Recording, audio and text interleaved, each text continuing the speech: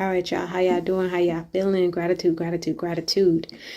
It's the attitude, it's the mood. So today I want to have a conversation about the space in between desire and need and how it relates to, I guess you could say, sexual expression or sexual release and creativity. So I've been pondering on need and inner child and all the things for quite a while. And what I notice is that we all have this gap or this pocket of energy that's right in between what we need and what we desire. And I don't think anyone has ever really named this space, right? Because it's a subtle energy. It's not an energy that's out loud. It's not a place that's like right in your face. It's just a space. And so oftentimes we will feel that space or that gap within ourselves and think like, oh, do I need something? What do I need? Well, I don't know what I want. I don't know what I need. I can't quite put my finger on it, but I know that I want something. And because we can't really name it, but we can feel it, we begin to feed it, right? We're feeding it with food, alcohol, sex, relationships. Sometimes we even feed it with discipline, going to the gym or, doing all the things. But that is like a false feeding. You're not really feeding the gap. In all actuality, that gap is creative energy, is creative space. Now, why is that space so hard to feel or so hard to release or express? Several reasons. First reason is because we've been kind of taught just from the need space to as soon as you need something, well, I just need to fulfill that need. And once I fulfill that need, I feel better. I have that release, right? So for example, if I'm like, oh, I need some popcorn, or oh, I need to take a nap, or oh, I really need to talk to so-and-so, oh, I really, really, really need to be intimate with someone. As soon as that happens, it's like, instantly I feel better, right? But again, that's a false release. You're not really releasing anything, you're feeding. Second reason why it's so hard to kind of name or feel this space is because when we should have developed a relationship with this gap, we were forced into productivity. And so let's double down on that. When we think about Sigmund Freud, and he went through those stages of sexual development.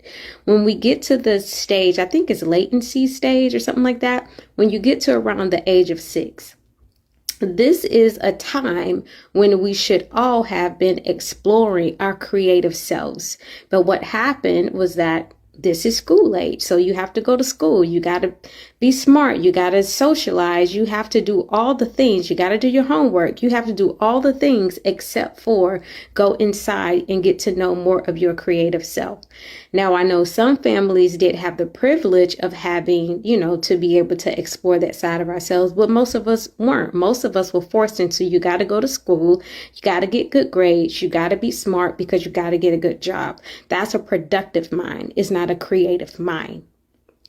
And so as we grow older and we don't have a relationship with this space, we only feel like this deep sense of, and I want to get rid of it, right? But as we're getting rid of it, again, we're just temporarily reducing that. We're not really having a complete release. How do we have a complete release? I'm telling you guys, creativity. All of us are creative beings.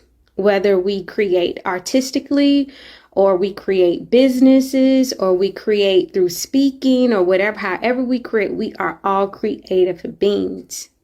And our creative expression is an extension of our sexual energy.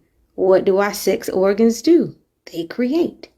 And so if you think of creativity beyond just having sex with someone or having a sexual orgasm and really look at the wholeness and the totality of sexual energy, you will realize that literally everything from the way you make your bed to the way that you drive your car to the way that you wash your hair has some form of release to it, right? And so when we have that space between need and desire, when we have that itch that we can't quite scratch, we need to take a moment and say, and so just taking a moment when that feeling comes up and just really asking like, what do I Do I need something right now? Does something need fulfilling, or do I need to release? And again, not in an orgasmic way, releasing in an expressive way. Again, we're talking about subtle differences that could make or break your progression, your evolution and involution.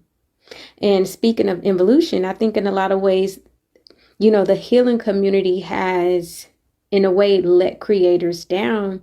The conscious movement has let creators down because it's been so much focus on trauma. It's been so much focus on healing work. It's been so much focus on, the big things, that the little subtleties are getting left out, like creative energy, like the space between need and desire.